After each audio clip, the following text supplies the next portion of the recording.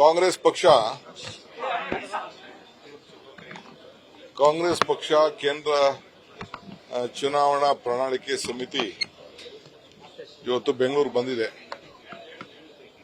ಇವತ್ತು ಚಿದಂಬರಂ ಕೂಡ ಬರಬೇಕಾಗಿತ್ತು ಅಧ್ಯಕ್ಷರು. ನಮ್ಮ ರಾಜ್ಯದ ಮುಖ್ಯಮಂತ್ರಿ ಕೂಡ ಆ ಸಮಿತಿಯ ಸದಸ್ಯರಾಗಿದ್ದಾರೆ. ಈಗಾಗಲೇ ಕೆಲವು ಮೀಟಿಂಗ್ಸ್ ಕೂಡ ಈಗಾಗಲೇ ನಡೆದಿವೆ.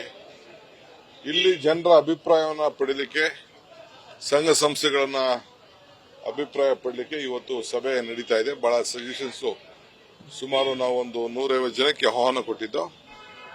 99% ಎಲ್ಲರೂ ಕೂಡ ಬಂದು, ಎಲ್ಲ ಸಂಘ ಸಂಸ್ಥೆಗಳು, ವಾಲಂಟಿಯರ್ಸ್ ಎಲ್ಲ ಬಂದು ಸಲಹೆನ ಕೊಡ್ತಾ ಇದ್ದಾರೆ.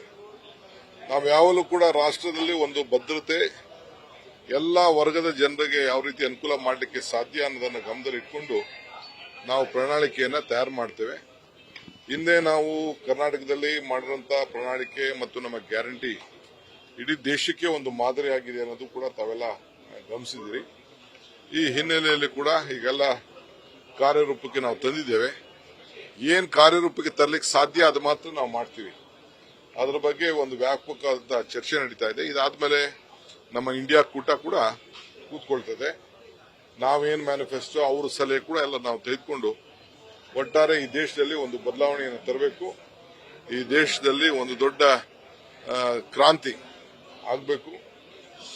ಭಾವನೆ ಬಿಟ್ಟು ಬದುಕಿನ ಬಗ್ಗೆ ಹೋಗ್ಬೇಕು.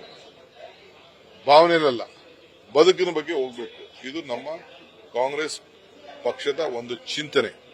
ಪ್ರತಿಯೊಬ್ಬ ರೈತನಿಗೆ ಫಾರೆಸ್ಟ್ ದುಡಿಯುವಂತ ರೈತ ಇರಬಹುದು, ಹೊರಗಡೆ ದುಡಿಯುವಂತ ರೈತ, ಅವನ ಭೂಮಿ ಉಳಿಸಲಿಕ್ಕೆ ಮತ್ತು ಅವನ ಆಹಾರ, ಉದ್ಯೋಗ ಬದ್ಧತೆ ಇವೆಲ್ಲ ಕೂಡ ನಾವು ಚಿಂತೆಯನ್ನ ನಾವು ಮಾಡ್ತಾ ಇದ್ದೇವೆ.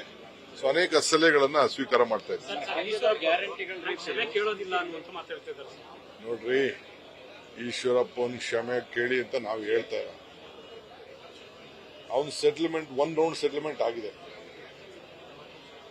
ಅಸೆಂಬ್ಲಿಲಿ ಏನೋ ಮಾತಾಡಿದ್ರು, ನಿಮ್ಗೆ ನೆನಪಿದ್ಯಾ? ನಮ್ಮ ಫಾದರ್ನೆಲ್ಲ ಪಾಪ ನೆನೆಸ್ಕೊಂಡಿದ್ರು. ಈಗ ಎಲ್ಲಿದ್ದಾರೆ ಈಶ್ವರಪ್ಪ?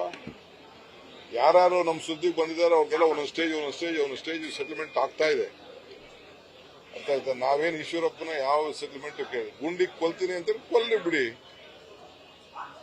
ಡಿ ಕೆ ಸುರೇಶ್ ಈ ಗುಂಡಿಗೆ ಇವಕ್ಕೆಲ್ಲ ಎದುರೋ ಬ್ಲಡ್ ಅಲ್ಲ ಅದು. ಕೆಂಪೇಗೌಡರ ಇತಿಹಾಸ ಗೊತ್ತಿದೆಯಲ್ಲಪ್ಪ.